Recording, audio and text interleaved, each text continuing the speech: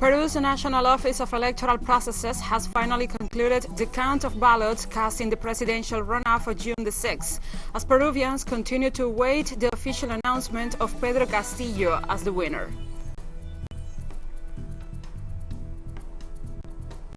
Israeli forces launched airstrikes on the occupied Gaza Strip on Wednesday, as the new coalition government sends a strong message that it was likely to be worse than its predecessor.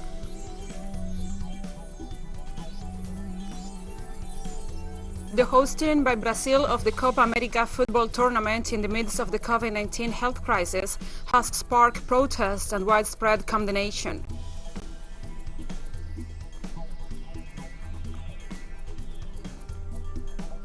From the headquarters of TeleSUR English in Havana, Cuba, this is From the South. I'm Gladys Quesada.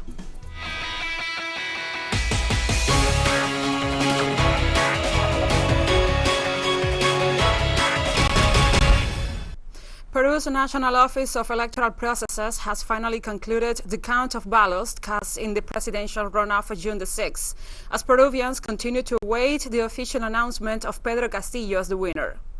According to the results published on the Electoral Authority's website, the candidate for the Free Peru Party, who has maintained the lead throughout the count process, secured 50.12% of the vote. Meanwhile, far-right candidate Keiko Fujimori of the Popular Force Party, and who has continued to make claims of fraud, secured 49.87% of the ballots. This represents a difference of just over 44,000 votes between the two candidates, in one of the tightest presidential races in Peru's history.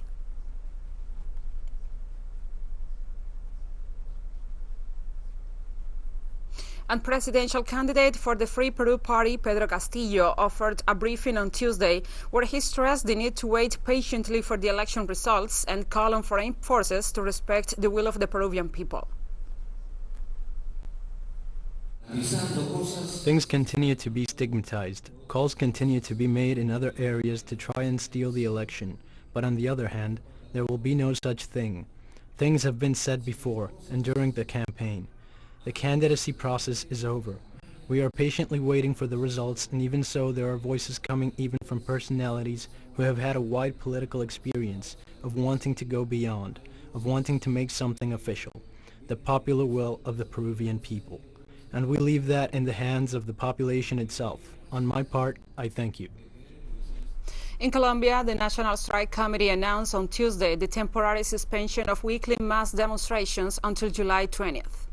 According to the committee's leaders, the decision is a strategy to avoid violence and assassinations as a result of the state repression against demonstrators since the beginning of the mobilizations on April 28th. The committee also called for a huge concert on July 20th to commemorate the first anniversary of the presentation of the emergency petition of demands to the national government. It was also announced that a national dialogue process will be held, in which the committee expects the participation of unions, different social and political sectors, citizens and universities, among others, intended to draft several bills containing the points of the emergency statement.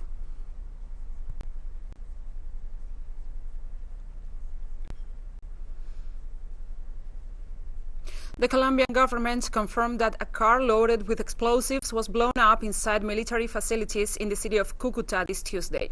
Defense Minister Diego Molano said that a white truck entered the San Jorge Military Battalion headquarters, located in the San Rafael neighborhood of the city, with two individuals impersonating public officials. And minutes later, two explosions occurred with 2 minutes between them, seriously affecting the military compound. He also confirms that 36 people were injured, of which 3 presented some level of seriousness. 2 were civilians now out of danger, and 1 had already undergone surgery. The minister assured that a special group of the police was investigating to determine the perpetrators of what was described as a terrorist attack.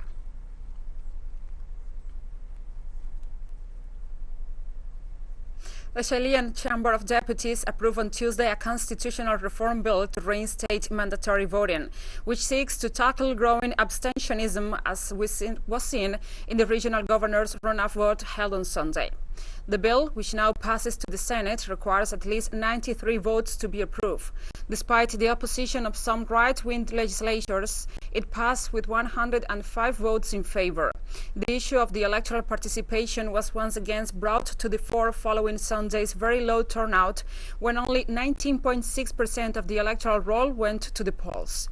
The reform bill will modify the current constitution, which establishes that suffrage is personal, equal, secret, and voluntary.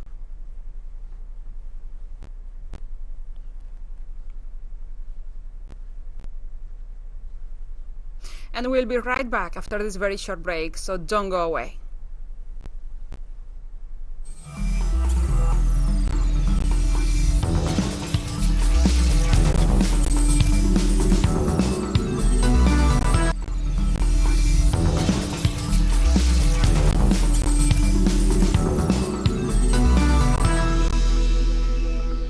Welcome back.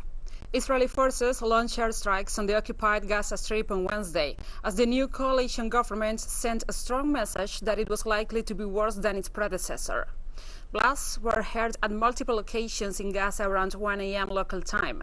A radio station operated by the Palestinian resistance, Hamas, said strikes targeted a Palestinian training camp.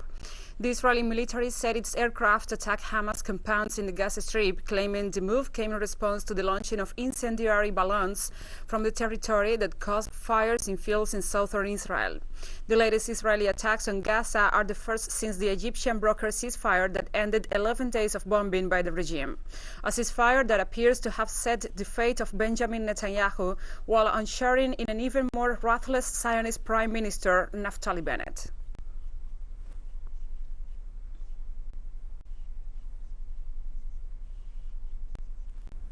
The new airstrikes on Gaza came following provocations in Jerusalem, where Israeli right-wing extremists gathered Tuesday to stage a March of the Flags, celebrating the occupation of Palestine's capital in 1967. At least 17 Palestinians were arrested by Israeli forces, and dozens more were assaulted and forcibly removed from the Damascus Gate in the old city of Al-Quds ahead of the march. The Palestinian Red Crescent Society said that 33 Palestinian protesters were injured, including by stun grenade, rubber bullets, and live fire, with 6 evacuated to hospital following attacks by the Israeli security forces. The new Israeli government, led by the ultra-nationalist Prime Minister Naftali Bennett, authorized the march within hours of taking office. Hamas and the Palestinian government called for a day of rage, rejecting both the march and the Israeli occupation of their land. They warned of dire consequences if the settlers attack Muslim sacred sites.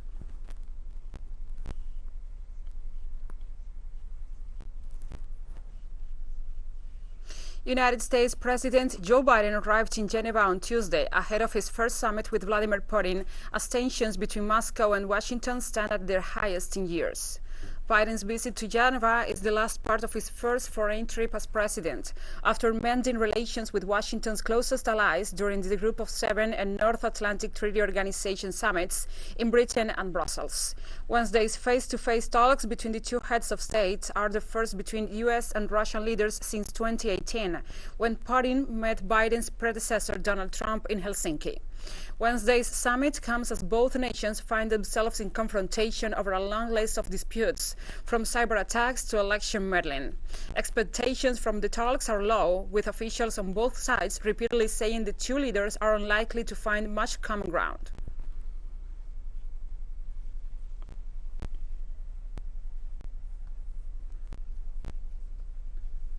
And the U.S. government has published its first ever national strategy for countering domestic terrorism, marking a shift as the approach to counterterrorism has for decades prioritized fighting foreign terrorists. The move comes 5 months after a violent mob stormed the U.S. Capitol in Washington, sparking fear in the belly of the beast about its homegrown extremists. President Joe Biden ordered the review of how federal agencies address domestic extremism soon after coming into office, part of an effort to acknowledge white supremacist and militia groups as top national security threats. The new strategy sets out broad orientations rather than concrete measures, with the goals of prevention, interruption, and dissuasion, while preserving so-called individual freedoms.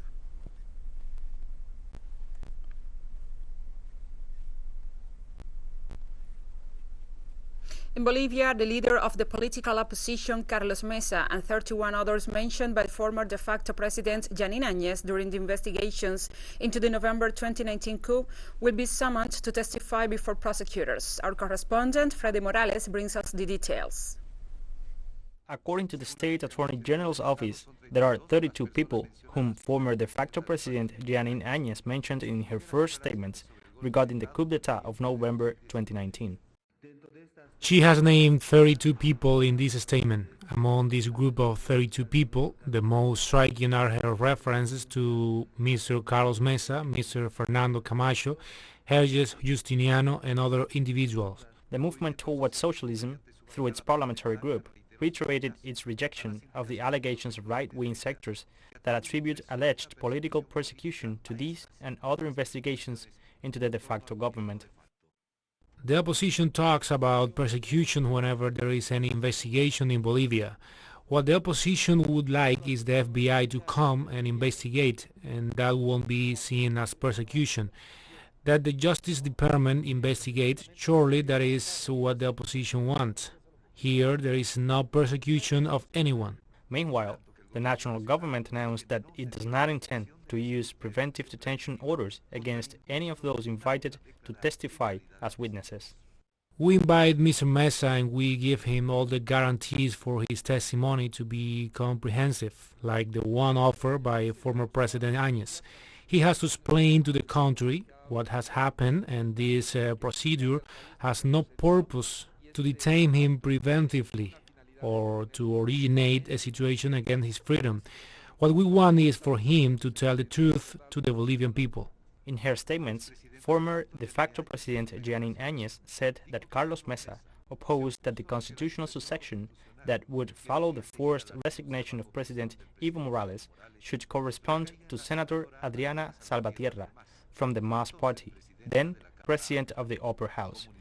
The Civic Community Coalition declared an emergency in rejection of the prosecutor's subpoena for its leader to testify this Thursday. Freddy Morales, TeleSUR, Bolivia. And we have more stories coming up after this final short break, so stay with us.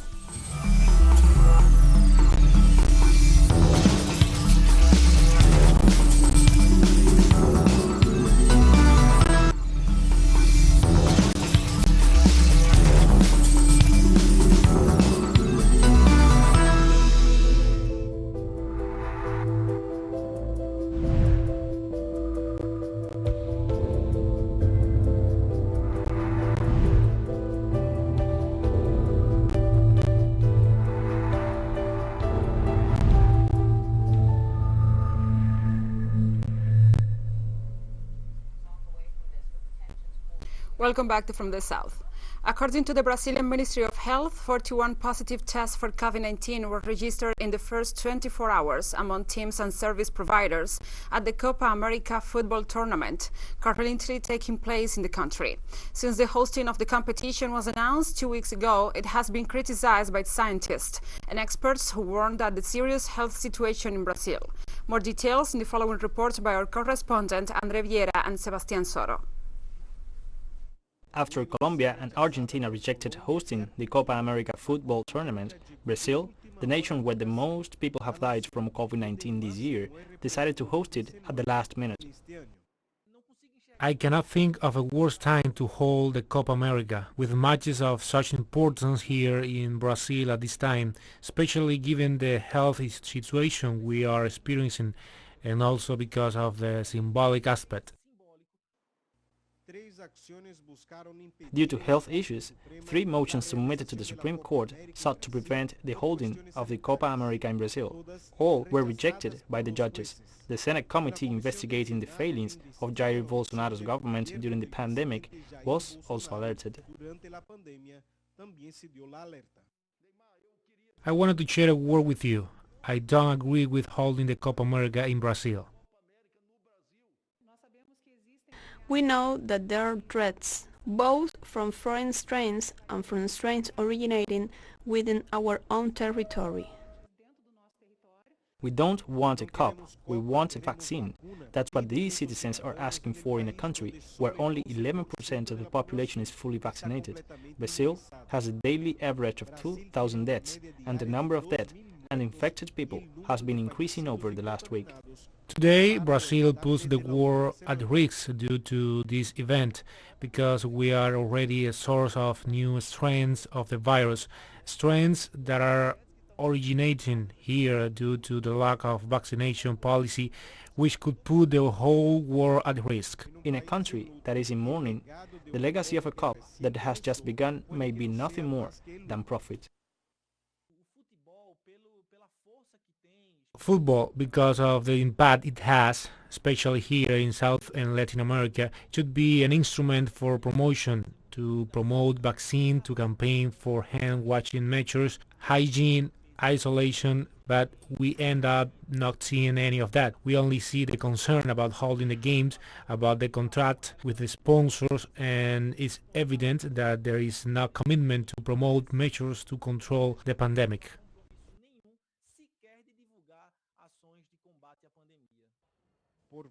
Hundreds of cities will mobilize once again for vaccines, food, and against President Jair Bolsonaro on June 19th. André Vieira e Sebastião Soto, TeleSUR, Brasil. And now we continue. Mexico has proposed a plan to the United States to gradually reopen their land border, which has been closed to non-essential traffic since March 2020 due to the coronavirus pandemic. Mexican Foreign Minister Marcelo Ebrard had outlined the plan to the U.S. Homeland Security Secretary Alejandro Mayorkas, who arrived in Mexico City late Monday for talks. Mayorkas told the Mexican authorities that facilitating trade, tourism, and travel is his priority. Mexico intends to vaccinate adults along the border using 1.35 million Johnson & Johnson shots donated by the United States that arrived on Tuesday.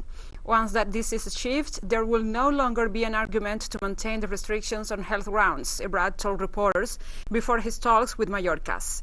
The issue of border closures is tied to concerns about migration, and the U.S. official was expected to hold a series of meetings with Mexican officials in an effort to find ways to curb migration to the U.S., in what continues to be the priority of the current administration.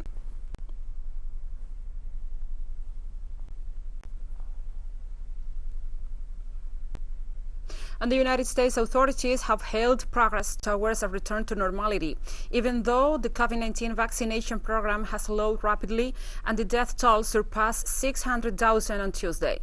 New York State Governor Andrew Cuomo announced that more than 70% of adults have received at least one vaccine dose, meaning the state had reached the nation goal ahead of schedule and the last of the restrictions will be lifted.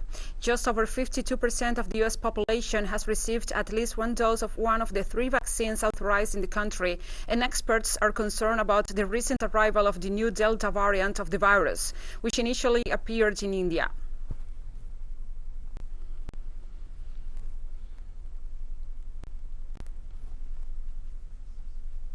South Africa's government is tightening restrictions, including extending a curfew and limiting alcohol sales to control the spread of COVID-19 as infections surged in the past week. There will be a curfew from 10 p.m. to 4 a.m. and non-essential establishments like restaurants, bars, and fitness centers will close by 9 p.m. to allow their employees and customers to get home before the curfew starts. All gatherings will be limited to a maximum of 50 people indoors and 100 outdoors. President Cyril Ramaphosa also announced plans to increase vaccination from 152 to 250,000 people a day as soon as possible. By Tuesday, Africa's hardest-hit nation had recorded more than 1.76 million coronavirus cases and over 58,000 COVID deaths.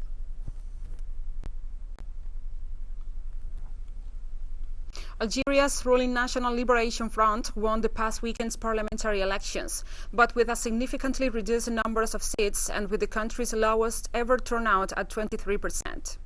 The vote was boycotted by the long-running Iraq protest movement. Only 5.6 million of more than 24 million eligible voters cast a ballot at Saturday's polls. With more than 1 million invalid votes cast, the electoral board said in provisional figures. According to the initial results, the FLN led with 105 out of 407 seats.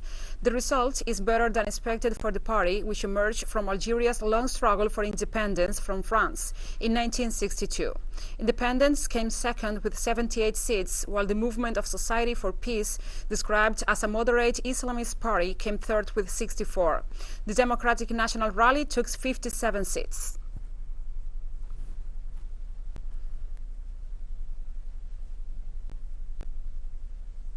The presidents of Russia, Vladimir Putin, and the United States, Joe Biden, are meeting face-to-face for the first time in Geneva. A wide range of disagreement and tension surrounds this encounter, from Ukraine to arms control, from the Nord Stream gas pipeline to cyber warfare and unilateral U.S. sanctions against Moscow. They have a lot to discuss. Not much is expected from the summit, except perhaps an understanding on how to proceed from now on. On arrival, Biden said it was always better to meet face-to-face. Putin said bilateral relations are at their lowest point in recent years.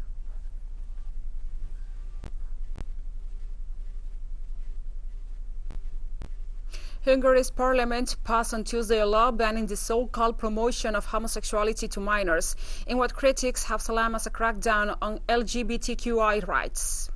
The law is the latest in a series of measures on the right-wing Prime Minister Viktor Orban's government, which it says are aimed at fighting pedophilia and protecting children. That is, homosexuality is now being equated to pedophilia. Critics stress the law, which effectively bans educational programs and publicity of LGBTQI groups, will severely restrict freedom of expression and children's rights.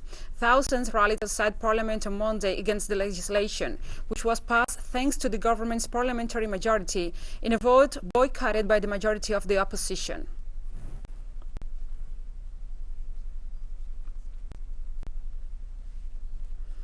And we continue. In France, a vessel polluted at least 16 kilometers of Breton coast in the middle of the construction of a wind farm. French customs authorities announced that the ship Aeolus, belonging to the Dutch company Van Oord, has caused a leak about 16 kilometers long and 2.8 wide. The vessel, which has been drilling for the wind farm and its building in the Bay of Saint-Brieuc since the beginning of May, reported on Monday morning that it had suffered a leak of 100 liters of oil. The Atlantic Maritime Prefecture decided to send an assistant vessel, the SAPEUR, with material to deal with the pollution.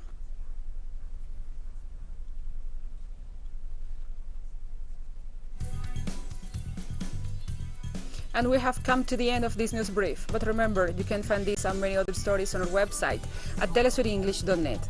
And also, if you feel so inclined, please follow us on social media. We are on Facebook, Twitter, Instagram, and Telegram. For TeleSUR English, I'm Gladys Quesada. Thank you for watching.